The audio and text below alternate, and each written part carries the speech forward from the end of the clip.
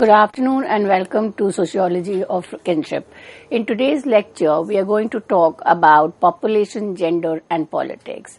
Now, we need to understand that within kinship, there is a lot of understanding of the linkages with the other dimension, which is politics, economics and demography.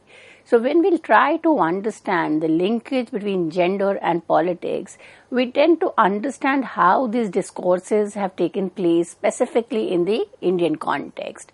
Now, this text is based on a research carried out in the early 90s, and therefore let us first try to understand some of the important debates and discussions.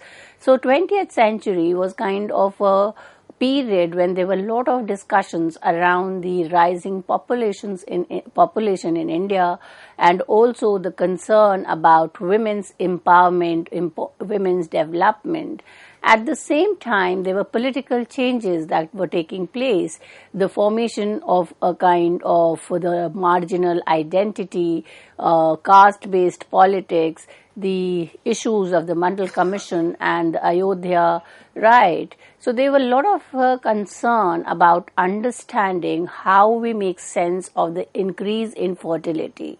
And many texts and scholars were of opinion that if the education, if the economic conditions improved, then fertility would decline. Now we're going to refer to a very specific research done by Robert Jeffrey and Jeffrey to understand the relationship between gender, population, gender and politics.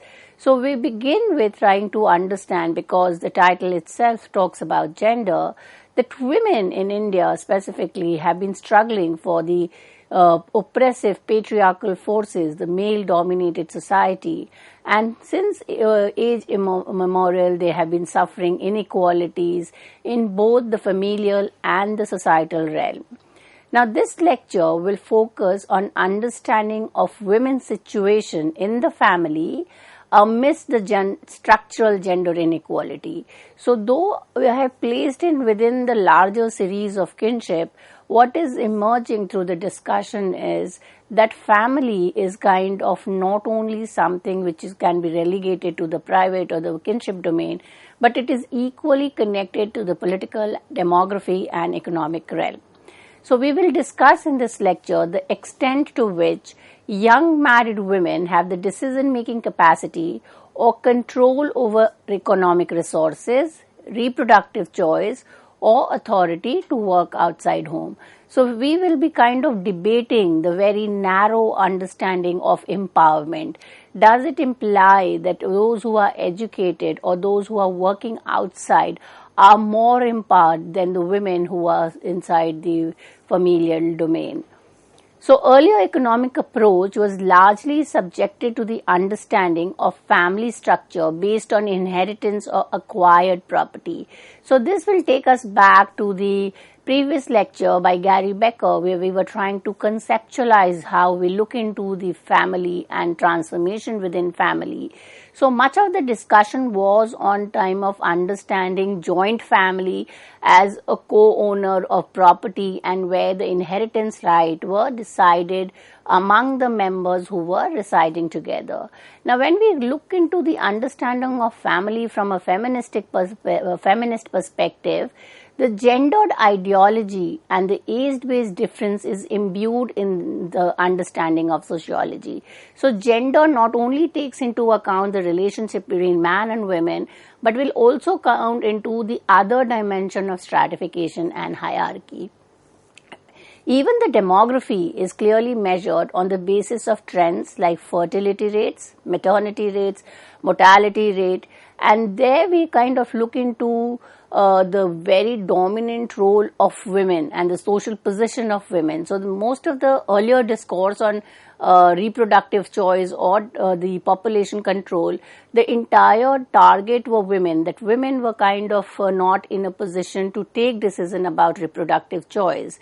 Now in this lecture, we will try to link it up with the larger collective. So the conceptualization of gender issues and linking emerging modernist and feminist approach would require understanding of three perspectives. One is women's role and status, what they are doing within the joint household, what they do within the single household, their autonomy, and the aspect of agency. So we will see in the lecture which of the concepts are more appropriate, whether it is the autonomy of the women or whether it is the agency which becomes more significant. As already stated, in this lecture, we are going to refer to the work of Roger Jeffrey and Patricia Jeffrey, studies the fertility behavior of two communities in eastern UP, that is the Sikh of Kaziwala district and Jat community of Nangal district. Now, both these communities are from the Bijnor district, Uttar Pradesh. The reason why the authors selected this was because till the 1980s and the research done by the same authors, the idea was that Bijnor was an agrarian rural area which was cut off from the mainstream politics. By 1990, this idea of it being isolated or cut off from the mainstream politics was questioned, and there was a lot of transitions which could be seen. Now, the aim of the authors was to explain the reason for the difference in demographic regime of the two communities. The Jat had managed to lower their fertility rate to a large extent. However, the Sikh, they failed to do so, and their fertility continued to be high. Now, one of the most basic way of understanding would be to use the religious idea or the religious difference, because one is a Hindu community, the other is a Muslim community. The cause of a high fertility or low fertility could be linked to religion per se. Now, in this specific study, Roger Jeffrey and Patricia Jeffrey, they are going to question the taken for granted assumptions.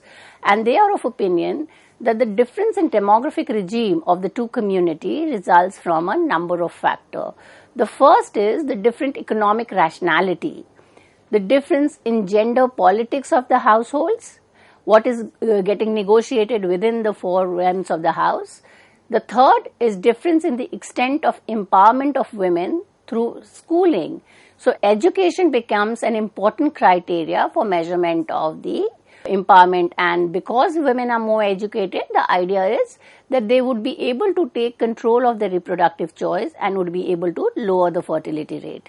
The fourth is different ways in which the two castes are placed in the local political regime, and this becomes very significant, how they are able to kind of take benefit from the state, and that could in a way could be a kind of a support from the government, and the role of the state becomes very significant in terms of controlling the fertility rate of the country.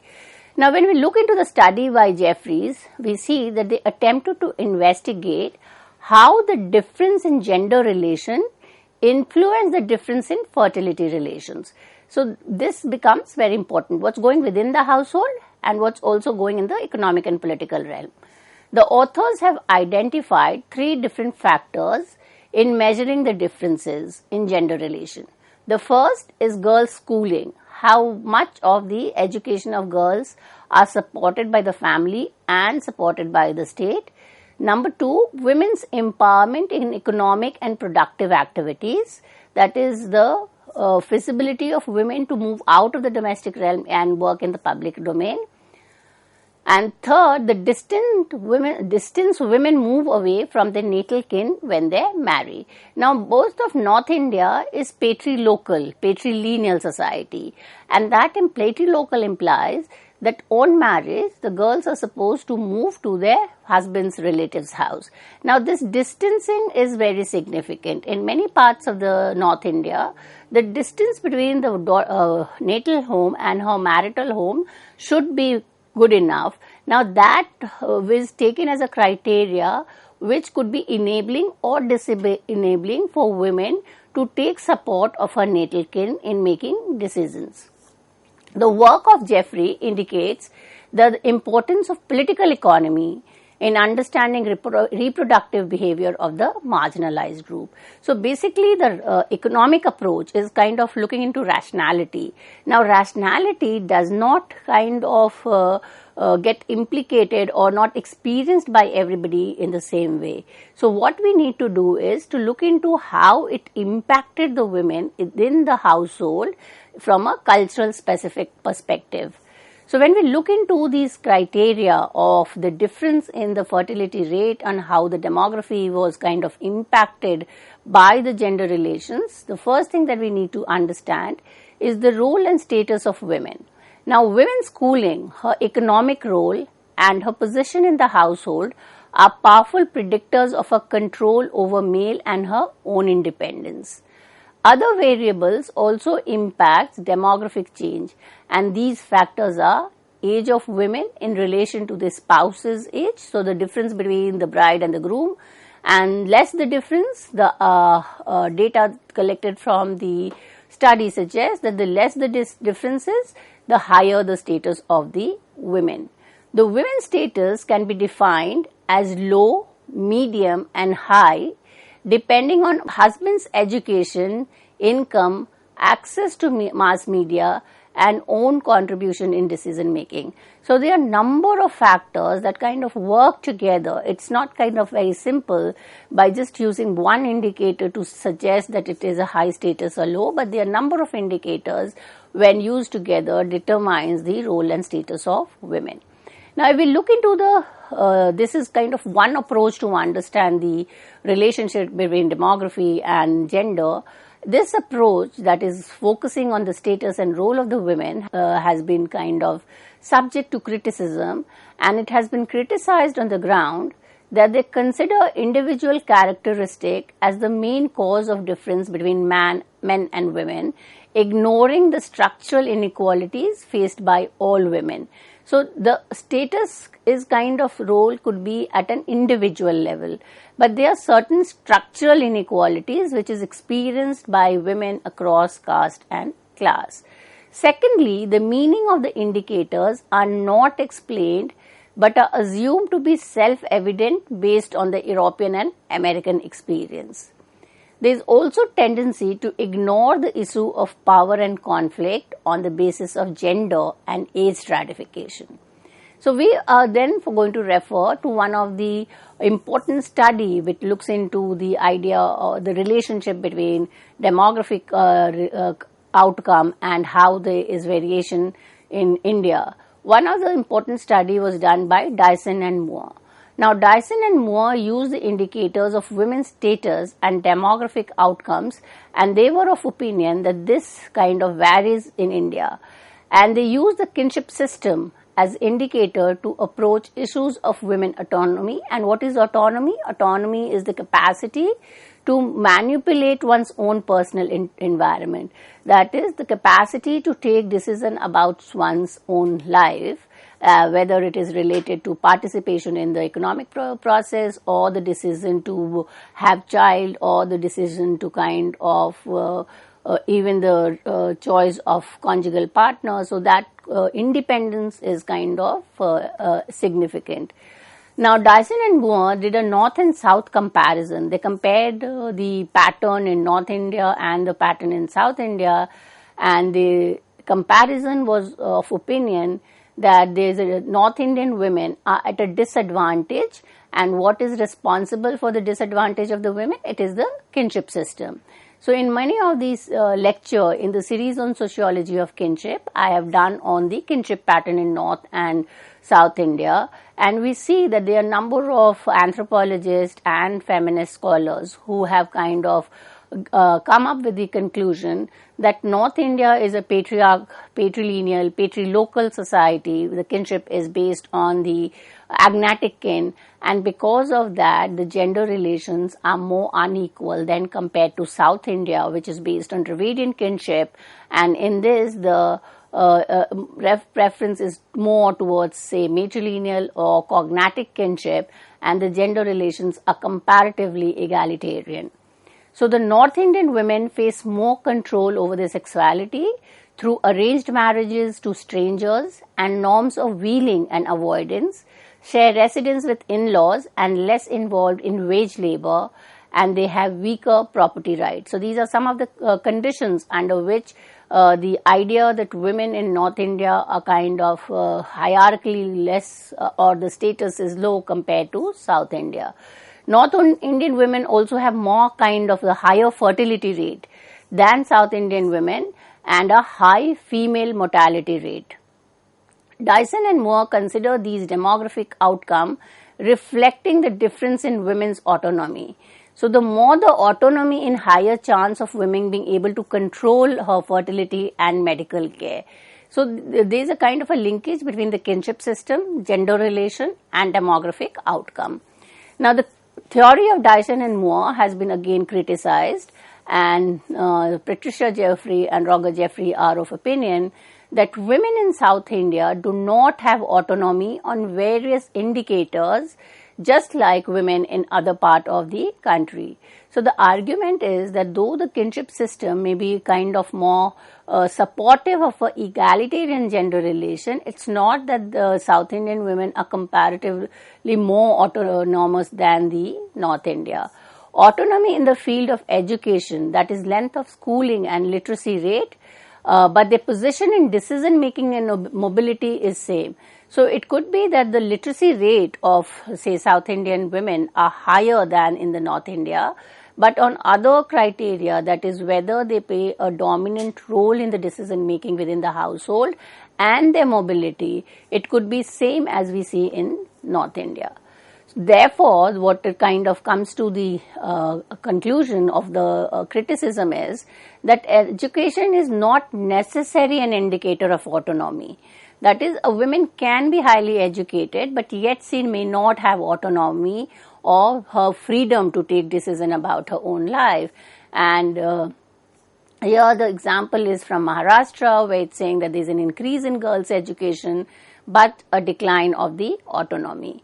Now, there is a lot of ambiguity and inconsistency in women's understanding of autonomy. So, it's not kind of a very clear-cut relation that you educate women and there will be autonomy, because the structural inequalities are quite complex. So, economic development also is not an indicator of improved autonomy. And the example is taken from Punjab, where post-Green Revolution, the economy was progressing, but yet there were incidents of kind of gendered inegalitarianism, or women were not so autonomous as there was no kind of a difference in the autonomy of the women. So on a number of indicators, such as mobility outside the home, mortality rate, economic development worsens women's position relative to men.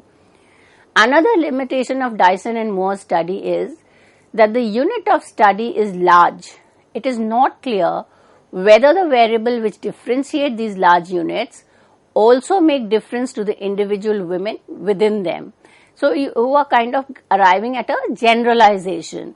And that generalization does not work, because here we need to kind of look into the cultural specificity of and the experience that women across different castes, different class, different kind of agrarian, rural, urban, these complexities comes in, and we cannot have a forward statement that education, economy would certainly be leading to the autonomy of the women. Now, the two indicators of autonomy which Roger Jeffrey and Patricia Jeffrey refers to are women's work outside home and the girls' schooling experience. Now, these two indicators correlate with low level of fertility. So, there is a kind of evidence that if you are kind of taking up job outside and you are educated, you will have a certain amount of control over the reproductive choice, and therefore fertility will decline. However, there was little evidence to show that working outside home or long schooling experience necessarily translates to autonomy. So, the study in this kind of very agrarian rural experience of women themselves, how they negotiate the everyday life, becomes important. Now, when we go back to the study of Bijnor done by Roger and Patricia Jeffrey, we see that the demographic differences are also reflected in terms of the difference in their kinship or in terms of their gender relations. So, if we look into the Sikh community, they do not forbid marriage within village or with related men, whereas the Jat follow exogamy and marry outside familiar kin. So in simple words, the Sikh are having marriage relation in terms of within their familiar or within their kinship relation, which in kinship would be referred to as endogamous marriage, whereas the Jats, they prefer village exogamy, that a daughter once married into one village, another daughter from the same village cannot be married. So it is kind of outside the caste, outside the village. The Sikh marriages are therefore shorter than Jat community, and there is a difference in the age of the spouse in two community. These features enable the researcher to explore the limitation of autonomy approach. They found that agency as a concept is more useful for understanding what affects women's ability to act. So the idea that you can be working outside, you will be educated yet not autonomous, comes to the idea that it is not a kind of an adequate concept to explore women's status, and therefore the concept of agency becomes important. Agency is more elusive and inclusive concept than autonomy. Agency emerges not from direct action or challenge to the status quo, but also through resistance and negotiation available to all women, whether autonomous or not. And this has been pointed out by Neeta Kumar, that men may be politically dominant, but women creates the space through which they resist and challenge dominant discourse. Autonomy is assumed as an absolute value, overall change but need not be experienced by every individual. Development might take place but may not impact on women equally. Women are not homogeneous. Social change impact women often in contradictory and ambiguous way. Women can have freedom in their mobility and choice of clothing without affecting autonomy of other women. Therefore, autonomy as a concept or an approach is individualistic perspective, whereas agency forces us to consider the effect of action on other. Women might gain freedom of action at the cost of the other freedom. So, agency enhances the understanding of the impact of the change on the other members in the society, and therefore the kind of research by Roger Jeffrey and Patricia Jeffrey, agency is considered as a more useful criteria for understanding the relationship between demography and gender relation. With this, I come to an end of this lecture. Thank you.